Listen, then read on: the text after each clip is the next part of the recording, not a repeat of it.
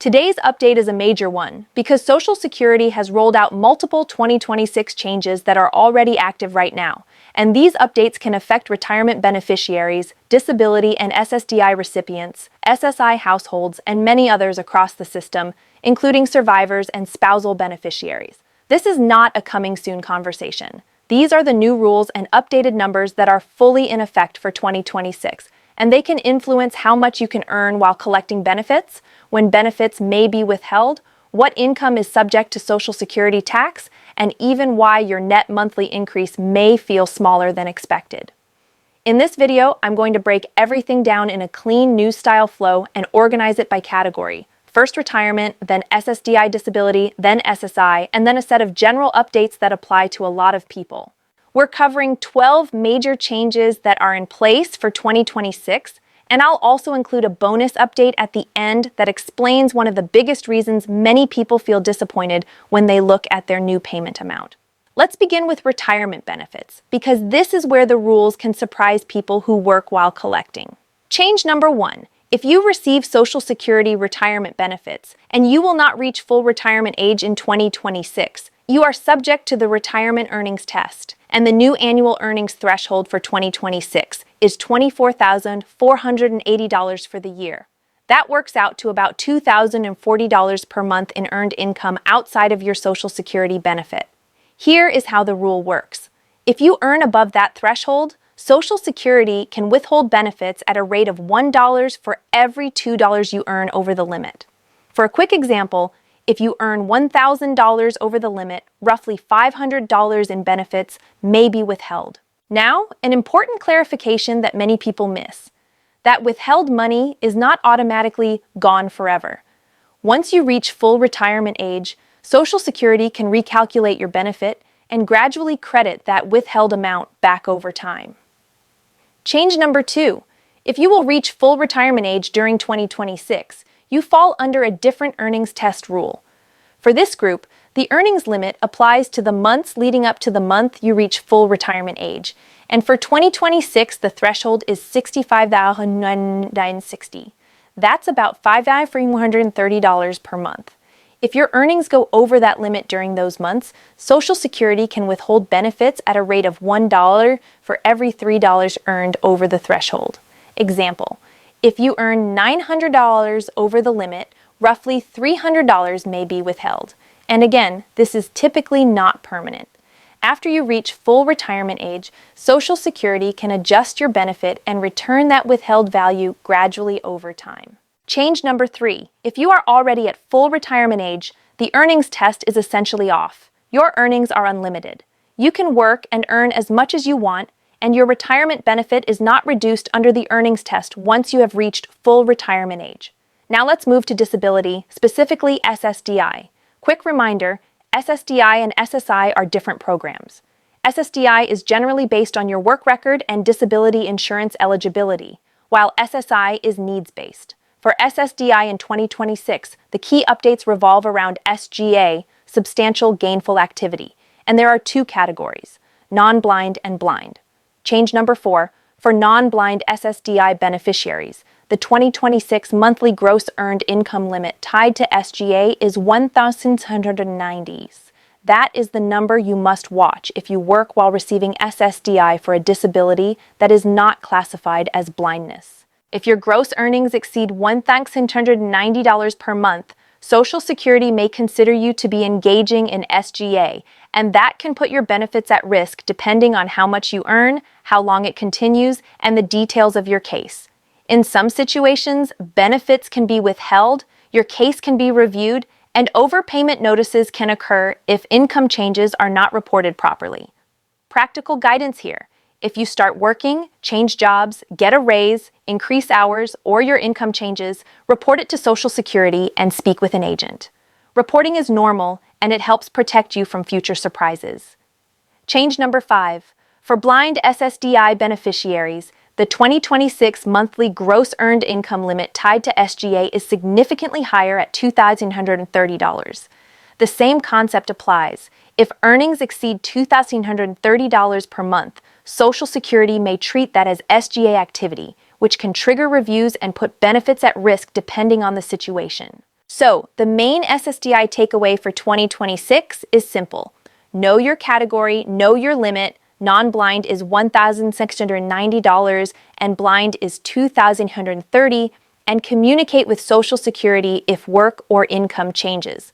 Now let's turn to SSI, Supplemental Security Income, because the maximum federal SSI payment amounts have been updated for 2026, and these numbers matter for many households.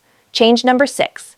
For an individual receiving SSI, the new maximum federal SSI payment in 2026 is $994 per month. In 2025, the maximum was $960, so that is a $27 increase. However, the resource limit for individuals remains unchanged at $2,000, a figure that has not moved for many years. Change number 7. For a married couple receiving SSI, the new maximum federal SSI payment in 2026 is $1,491 per month. In 2025, it was $1,450, so that is a $41 increase. The resource limit for couples remains unchanged at $3,000, and because this question comes up constantly, no, the marriage penalty has not been removed for 2026. It remains in place. Change number 8. The amount of earnings required to earn one Social Security credit, sometimes called a quarter of coverage, has increased for 2026. In 2025, one credit required $1,810 in covered earnings. In 2026, one credit requires $1,890.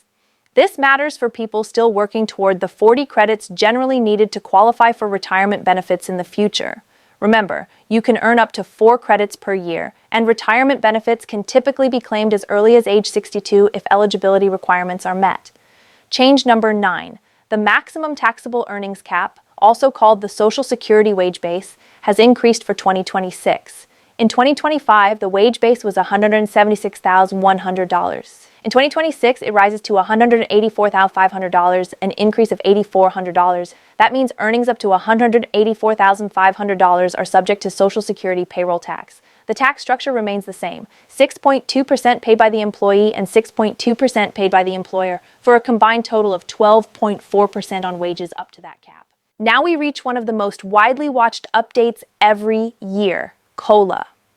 Change number 10, the 2026 COLA is 2.8%, and it is already in effect as of January 2026. This COLA applies across benefits administered by the Social Security Administration, including retirement benefits, disability benefits, survivor's benefits, spousal benefits, and SSI. So if your benefit is administered by Social Security, the 2.8% COLA applies. Change number 11. The average monthly retirement benefit has moved higher and is now around $2,071 per month in early 2026. Last year, the average benefit crossed $2,000 for the first time, and with the COLA and continuing adjustments, the average has increased again.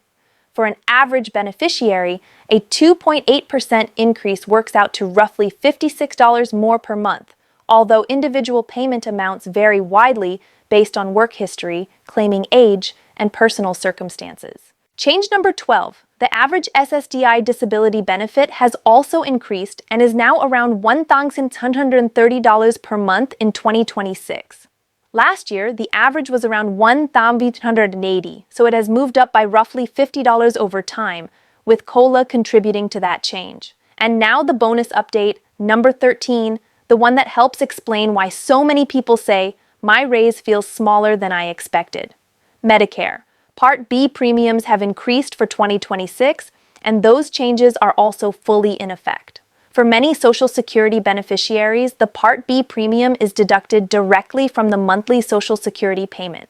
That means even though you received a 2.8% COLA, your net increase, the amount you actually see after deductions, may feel noticeably smaller because the higher Part B premium can absorb a significant portion of the raise. So if you looked at your new payment and thought the increase was underwhelming, the Part B deduction is often the main reason. To recap the key 2026 numbers one more time, retirement earnings test for those under full retirement age is $24,480 per year, with $1 withheld for every $2 over the limit. The special earnings test for those reaching full retirement age in 2026 is $65,160 in the months leading up to full retirement age, with $1 withheld for every $3 over the limit. Earnings are unlimited once you are at full retirement age. SSDI SGA limits are $1,290 per month for non-blind beneficiaries and $2,030 per month for blind beneficiaries. SSI maximums are $994 per month for an individual and $1,391 per month for a couple, with resource limits unchanged at $2,000 and $3,000. One Social Security credit requires $1,890 in 2026. The wage base is $184,500. COLA is 2.8%. Average retirement is around $2,071, and average SSDI is around $1,630, and Medicare Part B premium increases can reduce how much of your COLA you actually feel in your take-home payment. If this helped you, share it with someone who needs these numbers, because misunderstandings around earnings limits and reporting changes are one of the fastest ways people end up with withheld benefits or overpayment letters. And if you want more updates like this, subscribe so you don't miss future Social Security and Medicare changes as they happen throughout the year.